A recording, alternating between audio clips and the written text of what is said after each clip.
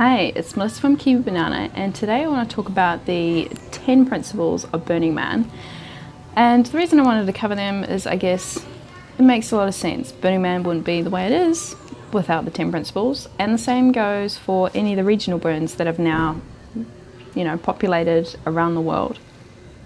And let me know if you want me to do a video on any particular one, or even maybe all of the 10 principles, going further into them. I can't tell you really like this is what they are and this is how you do your burn. I guess I can just share from my experience what I think they are and how I think you can try and strive for that. And I guess the reason that I really wanted to do this is that I was inspired by many people that I met there who have experimented on really trying to bring more of those principles into their own everyday life, I guess, as some would consider in the default world. And some people would try and do it different ways. I remember one person talking about how for about 10 months of the year, each month they would try and do some things from that principle that they considered it to be. And I guess Burning Man can attract a lot of people as what I may consider as growth junkies, or people just wanting to continuously improve the way that they live their life, and not necessarily being told in a way that, or experienced in a way that you normally would. And so, people go to Burning Man for different reasons. And for me, that was definitely one of the reasons that I went, and that I would like to go back and partake even in some regional burns as well in the future. So the first topic, I'm going to sort of list them off, that they are available on the Burning Man website, and I will leave a link for that in the description box down below. But the first one that I want to talk about is called radical inclusion. And I guess for me, that kind of means you're able to try and include as many people as you possibly can within the community. And when I talk about community, I mean the people that are there at Burning Man. Like, obviously the Burning Man community is of itself, but also there is even communities within Burning Man as well. So some people might set up theme camps, and that may attract people with certain interests or certain identities, and they may want to just spend a lot of time there. So that's almost like considered a community within Burning Man. But it's really just about including, as many people as possible, irrespective of their, political views, religious views, identities, culture, where they come from, what they look like, everything like that, and just allowing people to really feel included, And that's, I guess, for me, what radical inclusion appears to be. The next one I want to talk about is gifting, and this is probably one that's probably talked about, I'd say, a lot, probably more than the others, especially online. And I guess it's probably the most easiest one to really describe. And it's basically giving gifts to people. And at Burning Man, you don't buy anything, although now you can buy ice and coffee, with the exception of those two things. But you generally cannot purchase anything. And it's not a trading community either. So I don't give you an apple and you give me an orange. I give you an apple because I want to give you an apple. I don't want anything in return from you, other than, maybe just seeing the gratitude on your face for accepting the gift, which I guess that could almost be seen as a trade. But just the feeling of being able to gift things to people is amazing. Now, it doesn't necessarily mean you have to go out and give people apples. You don't even have to really give them a physical thing that they can, take with them and eat it, or take it home, back to where they're going afterwards. It could just be building a piece of art. Actually, it's quite strenuous, quite a lot of work to do something like that. But you could be building a structure that you will then, share with other people there. You could be performing. Maybe you were into fire dancing, so you decide to get a group of friends with you together and you make a performance, whether you sort of tell people it's going to be there, or you just decide to get out your fire dancing equipment and just do it, obviously within safety reasons. Or maybe you see someone over there, one of your neighbours, struggling with their tent. There's just been a big dust storm and it's just come through, and their camp's looking, they're really trying to fix things up and it might not be going well, and they just need a hand. So you just go over there and you give the gift of your time and you help them, your skills. So gifting can, I guess, really be almost anything that you want, and it's definitely, you know, something that could probably easily be included into the default world. And for me, less about the whole sort of materialistic gifting of, you know, it's Christmas time, we got to buy this and this, and more about maybe you're going to give some gift to your time, or maybe make some food for somebody. Get you thinking differently in that sort of way. And the next one, which moves on quite nicely from that, I'm going to talk about is decommodification. So that's really about getting rid of things like, you know, business trademarks and marketing, and, you know, that traditional marketing, I guess you could say. Because marketing still, I guess, kind of happens. Like, you can go and get a booklet and it'll tell you, you know, there are certain camps of this, this, and this. And I guess that can be considered marketing. But it's, you know, it's not like billboards or like, you know, most people, when we rented a vehicle, and I had like the writing of the business all over it. So we did our best to try and cover it. We, silly enough, didn't really take many things with us to cover it, but we kind of got invented with it and maybe write some different words on the vehicle with some tape. And so most people would take things like cardboard, especially if you turn on a big RV and it would have a logo on it, or a big truck, you know, they would put cardboard over the labels and things like that. So you wouldn't really turn up and, you know, be wearing a certain piece of clothing and be like, oh yeah, this is blah, blah, blah, I don't know, and, you know, trying to promote it. So yes, trying to get away from that, I guess, is what decommodification is to me, or how I sort of interpret it. So the next one I want to talk about is radical self-reliance, as they like to call it. So it's being able to use your own inner resources as much as possible. So, you know, again, where you can't buy anything there, obviously, like I said, other than ice and coffee.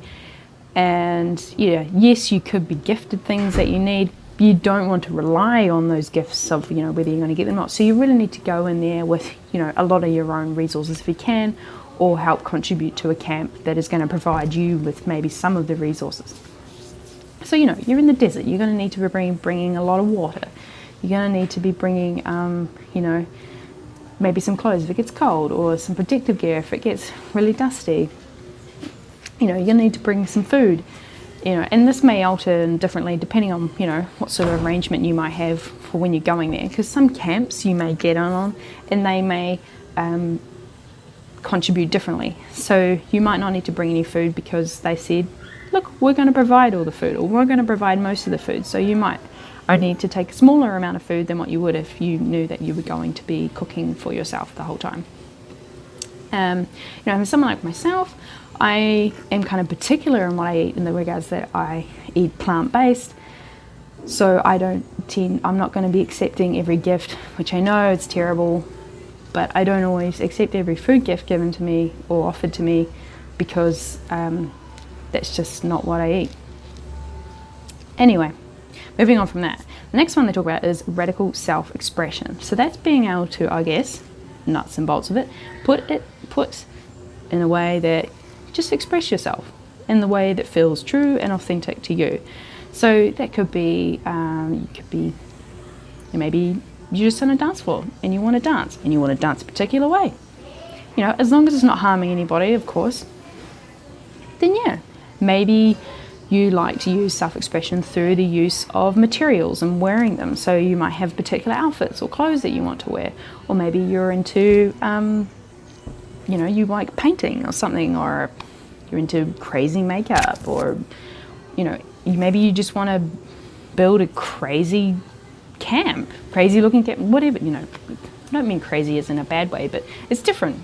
It's a way that you're expressing yourself that maybe you don't normally get to in the default world, because there's social norms around the way you have to look and the way how everything else has to look, and you're not supposed to express yourself in certain ways. You're supposed to maybe suppress them.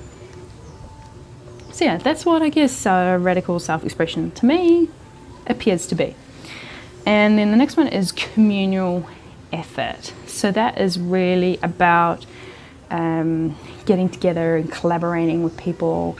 You know, that's why people start up things like camps, and you can even get things, they call them villages. So it's like, might be a series of theme camps that are then considered, they get together and they call themselves a village. So there's like a village within, you know, the Burning Man city with a set of, you know, theme camps that seem to work really well together, and maybe they share resources, maybe they do a whole range of things.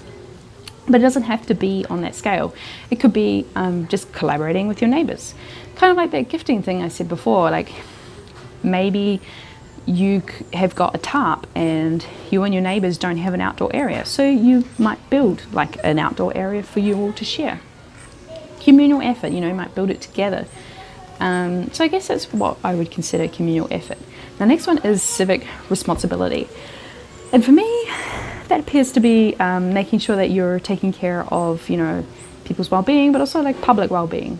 There is a certain element of infrastructure at Burning Man, because it's gotten so big and to the point where, you know, obviously they really need it now. You know, like there are, you know, we've got things like fire wardens, and there's medical specialists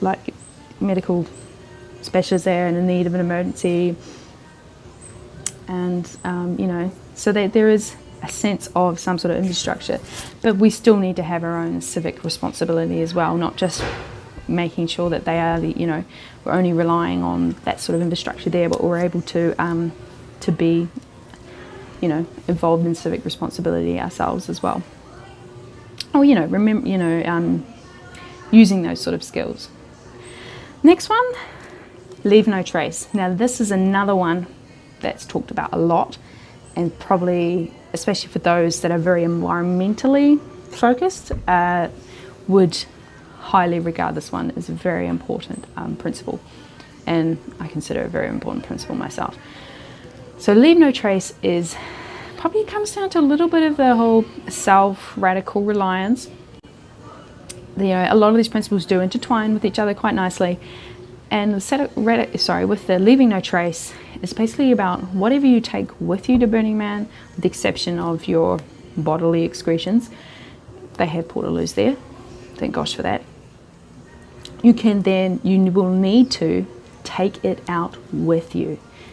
That is like a must. There's no, you know, it's down to the point where people don't wear, or usually are not, you know, won't even wear things like glitter, because it can then end up everywhere, all through the dust. And like even a piece of glitter is, you know, you're not taking that back out with you. If it falls off your outfit or falls off you and it's in the dust, it's really hard to pick up, you know. So just trying to be really mindful. And I guess, you know, sometimes they can some of these principles contradict each other. Like, you know, maybe someone really wants to wear glitter because that's the way that they can radically self-express themselves, but then also it could fall into contradicting the principle of leaving no trace, and vice versa with that scenario. So they use the term MOOP a lot, which is the matter out of place. And usually, you know, if you're wandering around and you see something there that wouldn't normally be there, then you kind of have a civic responsibility. See, here we go, principles working in together, to then pick that up and see if you can take that with you when you leave. So if you've got an RV, you can't just empty your grey water like out of the RV onto the ground. You know, you're supposed to actually be able to dispose of that when you leave, and you can get given information about how you can do this and where you could actually go afterwards to dispose of it in a reasonably safe way. So you wouldn't, you know, if you're on a dance floor and you see, you know, a couple of times actually I was on a dance floor and I seen feathers. You just pick them up, put them in your bag. So it's also handy to make sure that you have a little maybe bag with you at all times that you can like put things into. You know, if you pick them up, just put them in with your recycling or your trash, or, you know, see if you can have any sort of way to repurpose it, rehome it. But really, yeah, you need to just be careful and make sure, I guess, in all, just try not, you know, don't litter is basically the whole point of it. And they actually, afterwards, they have a team that goes through the whole thing, because it's a very special arrangement that they have with being able to use this land. Like it's like a national park, it's on federal, you know, it's federal land. There's a relationship that they have to have and they have to maintain, and that is to The desert has to be exactly how it was afterwards as to what it was before the event. So they will literally scale the whole thing, a massive group of people, and then they will even map it and show people how good or bad that area, that campsite was, as to you know, whether they may not even let your camp go back the next year, or they will give you a warning if you haven't left it in a good place. This year there was a big problem with bikes, but it has been a problem with bikes for a number of years. That's probably a video for another day. So we'll move on to the next principle. The next one I want to talk about is participation. So that is really about community. How do I put it? You're not supposed to go to Burning Man just to look at things. Like, oh, that's some cool things over there, or that's some cool things there. You're supposed to go and participate. You're supposed to actively be part of the community. So see what it is that you can bring there. I guess it also kind of works well in with the gifting.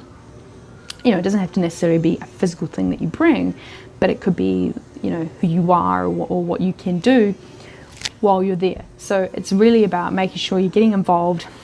I know as a first time burner, it's a bit overwhelming and it's hard to participate in everything. You're still trying to get your grip around how this whole like gathering really works, and what's working for you, and you know, you need to make sure you're looking after yourself at all times and your well-being. I assume that as you go more and more often, you will then be able to get a better sense of how you can participate, and you can participate more, and just really get that principle working well for you. And then the last one that I want to talk about is immediacy. And I guess this is really talking about being able to be sort of immediate in the moment. So this can be quite hard, especially if you were to go and try and film a lot of it. You want to make sure that if you do want to film some of it, you're not taking away from that moment of just being able to experience it and feel it for yourself without having to try and capture it, you know, for someone else to then see. So I guess for some people it's a fine line. Some people just don't even film at all, and that's fine. It's absolutely fine. But then there are those that are, you know, I guess some people actually go there to make documentaries, and there's also some people that's just always trying to film, and that can be a bit hard, obviously, for them with their immediacy. But also, you know, if something comes up, it's, you know, try and see if you can get that fixed now. You know, if there's a problem or whatever, don't try and leave it for later or whatever. Have some sort of sense of immediacy of needing to do it in the here and now. And like, if you see something over there that you really want to partake in, then, you know, I don't give an example of maybe someone's out there with a banana stand giving away free bananas. You don't sort of go, oh, I'll come back later and see if they're there. It's kind of like, if you want a banana from their banana stand, you have to go then and there, because you might come back 5 minutes and it's gone. You know, or you come back the next day and it's not there. So it's that kind of sense of immediacy of like, what are you being drawn to right now? If you're drawn to there, then go there and experience that. Yeah, and also, again, same with the, you know, if the problem arises, try and see if you can immediately sort of work that out. So yeah, that is my rundown of the 10 principles. Try to keep it under 20 minutes. So far, so good. Let me know, like I said, if you want me to do a video on a particular principle, or all of them, or a range of them. I'm more than happy to do that. I'd actually quite enjoy doing that. And if there's a particular thing that you want me to cover within that too, you know, it's really good. These are all principles that we can all try and pick one or two or a few or all of them and try and see if we can put them into our everyday lives. You know, whether, you know, here or Burning Man, or you know, in both. And just see what sort of changes come from that. I hope you've done something that makes you happy today. And I will see you in the next video. See ya.